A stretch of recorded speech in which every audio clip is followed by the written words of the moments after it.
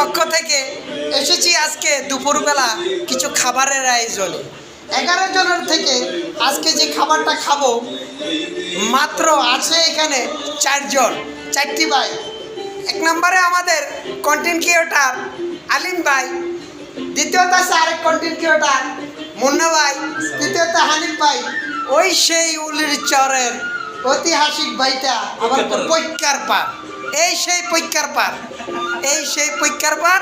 তা আমরা এখন খাবার খাবো দুপুরবেলা। এই যে দেখেন কোথায় বইয়ে খাচ্ছি। আর আর প্রিয় বন্ধুগুলো কোথায়?